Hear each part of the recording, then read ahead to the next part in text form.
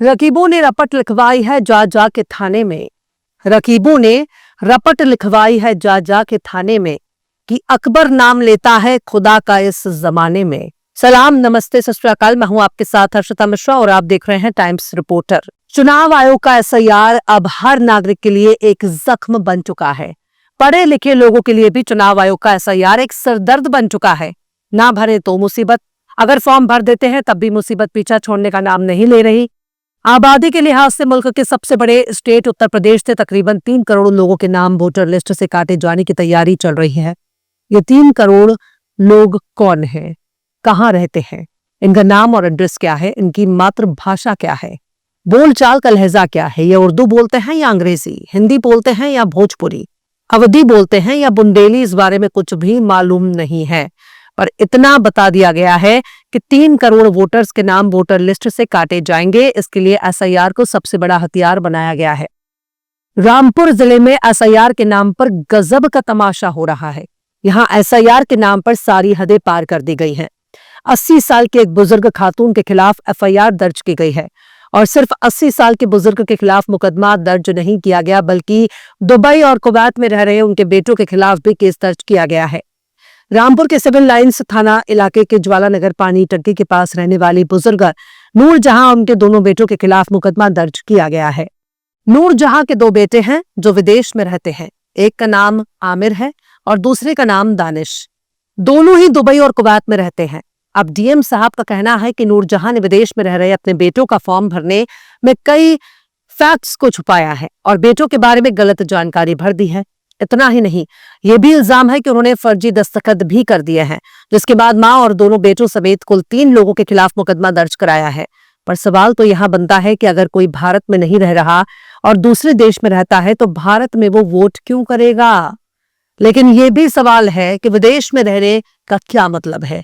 क्या आमिर और दानिश ने भारत की नागरिकता छोड़ दी है? अगर वो भारतीय हैं और विदेश में रहते हैं तब उनको वोट देने का अधिकार है।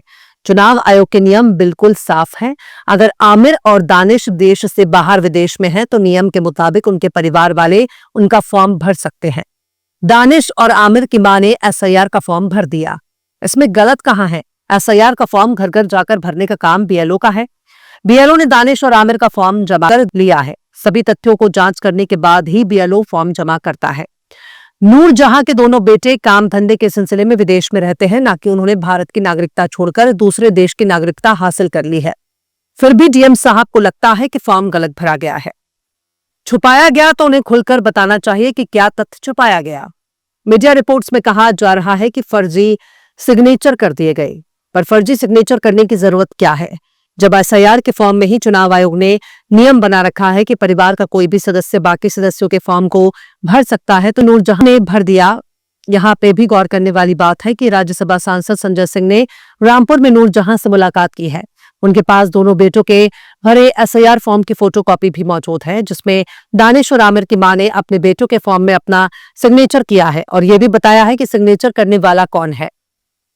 सिग्नेचर करने वाली उसकी मां है और उसकी मां ने अपना सिग्नेचर किया है। लेकिन डीएम साहब का कहना है कि बच्चे विदेश में रह रहे हैं और इस बात को छुपाकर मां ने एसआईआर फॉर्म भर दिया है। संजय सिंह इस मामले को बहुत गंभीरता से ले रहे हैं। उन्होंने जिला अधिकारी पर गंभीर सवाल उठाए हैं। लेकिन बात सिर्फ यहीं तक नहीं है। अभी तो 3 करोड़ मतदाताओं के नाम वोटर लिस्ट से काटे जाने की बात आ रही है, जो एक बहुत बड़ा मामला है। 3 करोड़ वोटर्स कोई छोटा मोटा नंबर नहीं है, ये एक बड़ी तादाद है। वहीं अगर एसआईआर की बात करें तो एसआईआर का हाल बेहाल है। बीएलओ को इस बारे में ट्रेनिंग नहीं दी गई। उनके हाथ में फॉर्म थमा दिया गया और वो घर घर जाकर फॉर्म बांट रहे हैं, खुद भर भी रहे हैं, जमा भी कर रहे हैं।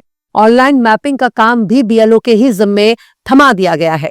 एक बीएलओ स्कूल के बच्चों को पढ़ा भी रहा है, स्कूल भी संभाल रहा है, अपना घर परिवार भी संभाल रहा है, अपने बच्चों को भी पाल रहा है और ऊपर से इलेक्शन कमीशन के जरिए दी गई बीएलओ की जिम्मेदारी भी संभाल रहा है। ज्यादातर बीएलओ सरकारी कर्मचारी ही होते हैं। बहुत से तो ऐसे हैं जिनकी नौकरी भी परमानेंट नहीं, वो टेम्पररी नौकरी कर रहे हैं, संविदा पर नौकरी कर रहे हैं, कॉन्ट्रैक्ट बेसिस नौकरी कर रहे हैं, पर उन्हें बीएलओ बना दिया गया है।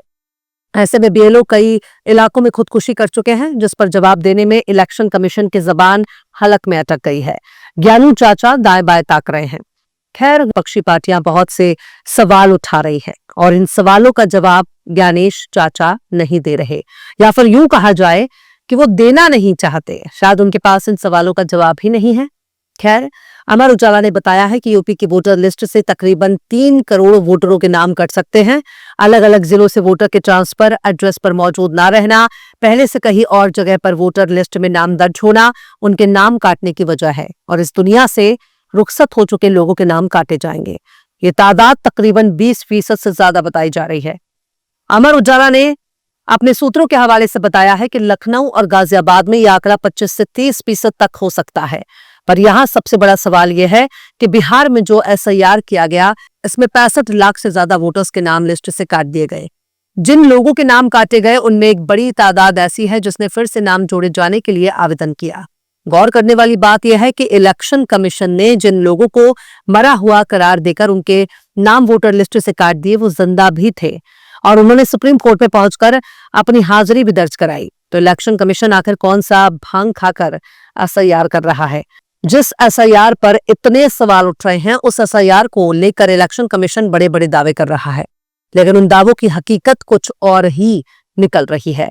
एक ही वोटर कई जगह वोट दे रहा है, बिहार में जाकर भी वो वोट कर रहा है। तो इलेक्शन कमीशन जिन डुप्लीकेट वोटर्स को काटने का दावा करता है, वो दावे बिहार इलेक्शन में जमीन पर क्यों नहीं नजर आए?